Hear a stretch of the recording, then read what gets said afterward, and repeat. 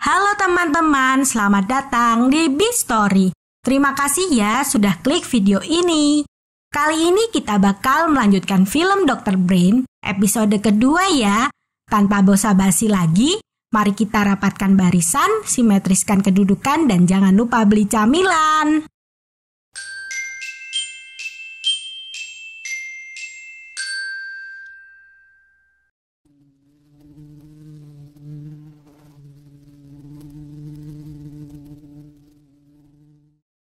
Di episode 2 ini diawali ketika proses sinkronisasi Sewon dengan istrinya di alam bawah sadar, dia melihat sang istri dan anaknya.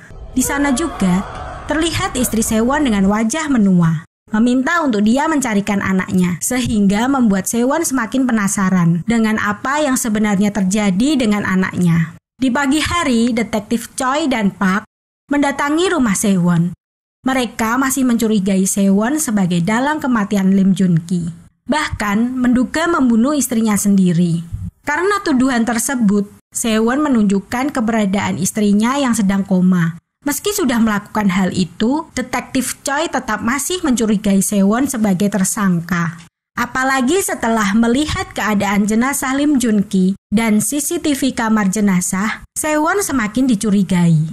Setelah detektif itu pergi, Sewon tiba-tiba masuk ke dalam kenangan istrinya dan melihat anak kecil yang pernah datang ke rumahnya. Di situ dia sadar bahwa anak tersebut adalah anak Jung-ki yang bernama Hae-jin. Untuk mengetahui keberadaan anaknya, ia harus menemui Hae-jin. Sewon kemudian menyewa detektif Kang Mo untuk mencari informasi lebih banyak tentang Lim Jun-ki. Kemudian mereka berdua mendatangi rumah Jun-ki untuk mencari informasi lebih lanjut.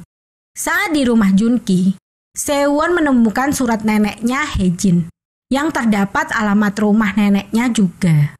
Saat hendak pergi dari rumah Jun-ki, Sewon menemukan Mika yang sudah mati. Dia juga ingin menyingkronkan otak Mika dengan dirinya. Siapa tahu Mika melihat siapa pembunuh Jun-ki dan tahu apa yang terjadi dengan anaknya. Di scene lain, ada seorang pemuda membeli pisau beserta lakban di minimarket dan mendatangi tempat tinggal neneknya Hae-jin, kemudian membawa Hae-jin pergi. Kembali ke Sewon, waktu sinkronisasi dengan Mika, ternyata Mika melihat kejadian pembunuhan Jung-ki. Namun tidak terlihat wajah tersangkanya. Mika juga melihat mobil yang tersangka kendarai. Esok harinya, Sewon pergi ke rumah nenek Hae-jin. Tapi apa yang terjadi? Di sana malah sudah banyak polisi dan warga berkerumun di rumah tersebut. Nenek Hae-jin melaporkan bahwa rumahnya dirampok dan anak beserta cucunya menghilang. Saat meninggalkan tempat itu, Sewon dengan kekuatan super milik Mika, si kucing yang imut ini, dia berusaha mengingat ingatan kucing tersebut.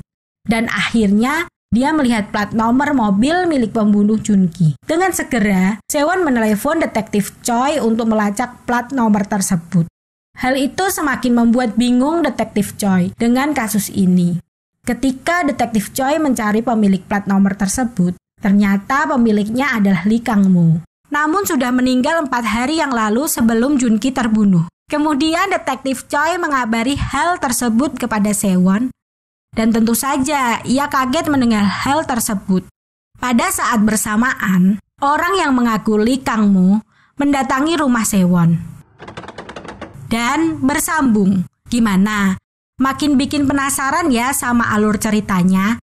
Ditunggu episode 3 nanti ya. Oh iya, jika kalian suka, like dan subscribe channel ini ya. Semoga sehat selalu dan banyak rezeki buat teman-teman semua. Tetap jaga kesehatan dan jangan jadi beban orang tua. Bye-bye.